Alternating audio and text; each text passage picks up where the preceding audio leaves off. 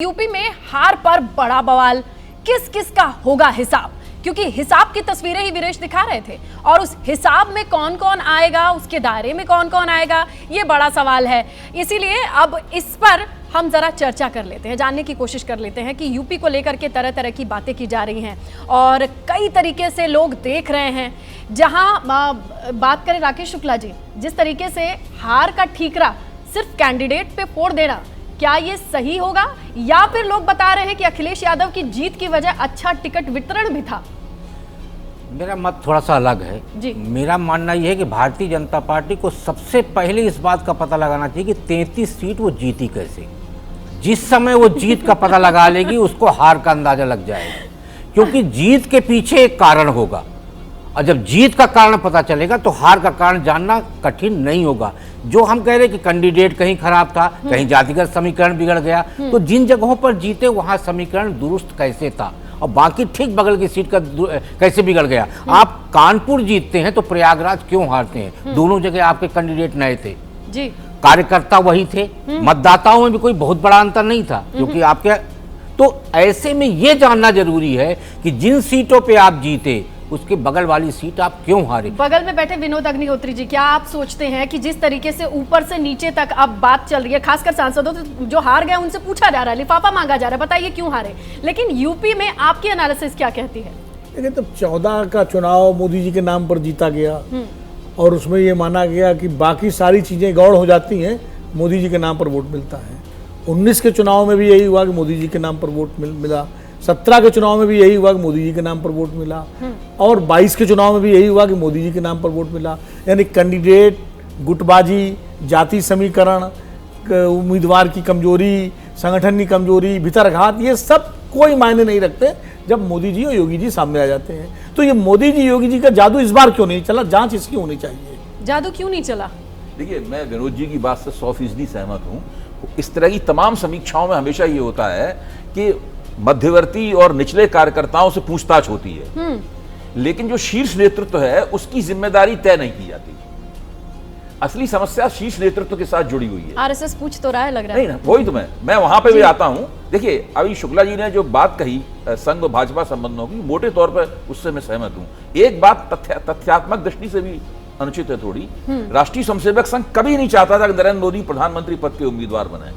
उन्होंने जब नितिन गडकरी को राष्ट्रीय अध्यक्ष बनाया था तो उनको एजेंडा दिया गया था कि इस व्यक्ति को प्रधानमंत्री पद का उम्मीदवार नहीं बनाना है। फिर नितिन गडकरी ये पूर्ति घोटाले के कारण उन्हें इस्तीफा देना पड़ा और राजनाथ सिंह को नियुक्त किया गया, तो उन्हें भी ये एजेंडा दिया गया था कि इस व्यक्ति को प्रधानमंत्री पद का उम्मीदवार नहीं बनाना है। क्योंकि दिल्ली में जो केंद्रीय नेता थे उनके अंदर बड़ा जबरदस्त लतियाव चल रहा था, जिसकी वजह से उनकी साख कार्यकर्ताओं की निगाह में पूरी तरह गिर गई थी और पूरा भारत की जो कारपोरेट पूंजी थी वो नरेंद्र मोदी को ऐसा राजा होना चाहिए, ऐसा राजा होना चाहिए, तमाम कार्यक्रमों में ये कह रही थी। तो नरेंद्र मोदी ने मोदी के नारे लगवाकर अपने आप को प्रधानमंत्री पद का उम्मीदवार बनवा लिया। और मुझे एक चीज नहीं समझ में आ रही है, राजा ऐसा होना चाहिए, राजा वैसा होना चाहिए, बात तो ठीक चल रही है, लेकिन जो लोग प्रजा को इस तरीके से देख रहे हैं, सोशल मीडिया पर सर्कुलेट कर रहे हैं कि यूपी वालों ने ये नहीं किया, वो नहीं किया, ये जो यूपी वालों पे भी अब ऐसे देखा जा रहा है कि अच्छा तुम लोगों ने ही तो बीजेपी की सीटें कम कराई हैं, इसे लेकर के कौन इवैल्यूएट करेगा? इसकी एनालिसिस कहां से होगी? नहीं, यदि आप ऐसा कह रहे हैं कि लोगों ने ऐसा किया है तो फिर तो आपको सोचना पड़ेगा, ये ज़्यादा इंट्रोस्पेक्शन की जरूरत है कि लोगों ने ऐसा क्यों किया। अगर लोगों ने आपको वोट नहीं दिया, अयोध्या में आपको वोट नहीं दिया या अमेठी में आपको वोट नहीं दिया, तो फिर तो आपको सोचना है कि लोगों ने आपको क्यों वोट नहीं दिया। तो ये इंट्रोस्पेक्शन का वक्त है और ये हमेशा ही होता है कि हार होती है तो सब एक दूसरे पर अपनी जिम्मेदारियाँ टालते हैं। जैसे शीर्ष नेतृत्व की बात हुई तो आरएसएस ने जो सवाल उठाया वो शीर्ष नेतृत्व से जुड़ा हुआ ही सवाल है और मुझे लगता है कि थोड़ा सा वक्त देने की ज़रूरत है। ये पूरे संगठन में एक ओवरऑलिंग का वक्त आ गया है। पूरे संगठन में आपको बड़े बदलाव दिखाई देंगे, अध्यक्ष से लेकर प्रदेश के अध्यक्ष तक, प्रदेश के संगठनों में महासचिव के लेकर, और वो एक बड़ा बदलाव होगा जो चर्निंग का वक्त इस समय चल रहा है। और भारतीय जनता पार्टी और आरएसएस दोनों मिलकर इस बात को, ये कारण तो है ही, ये महत्वपूर्ण बात है जो विनोद जी भी कह रहे हैं कि भाई जो शीर्ष नेतृत्व 2014 में 2019 में चल रहा था जिसका श्रेय आपने उनको दिया, तो 2024 में उस पर भी सवाल होना चाहिए।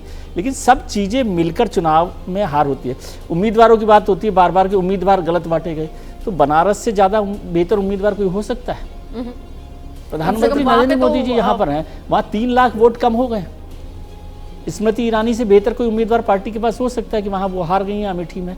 अयोध्या में कुल से बड़ा मिलाकर इशू के कोई यूपी किसी जगह वालों पर हो को, सकता और है। कहते हैं लोग यूपी बिहार एक जैसा है, लेकिन जनादेश देखिए कितना अयोध्या- डिफरेंट अयोध्या है, से एकदम बड़ा अलग कोई है। issue हो सकता है राम मंदिर से, लेकिन बिल्कुल। वहाँ पर आप हार गए। इसलिए बहुत सारे कारण होते हैं और उनको एक तरह से रिव्यू किया जाना चाहिए। एक दूसरे पर आरोप इसलिए लगाए जाते हैं कि सब अपनी जिम्मेदारी से बचना चाहते हैं, लेकिन बिल्कुल। सबको अपनी जिम्मेदारी तय करनी है और सारे कारणों चीज़ और पर है बिल्कुल कि सिर्फ ब्रेक हार लेना के था साथ सर। साथ उत्तर प्रदेश की जी, बात कर जी। रहा हूं। जो जीते हैं वो भी बहुत कम मार्जिन से जीते हैं।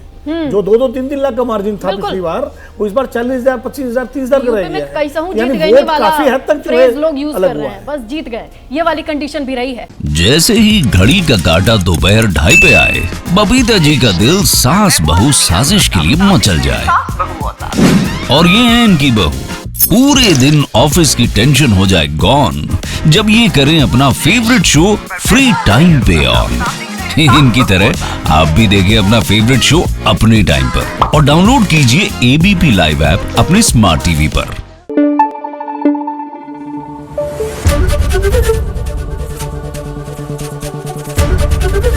एबीपी न्यूज आपको रखे आगे।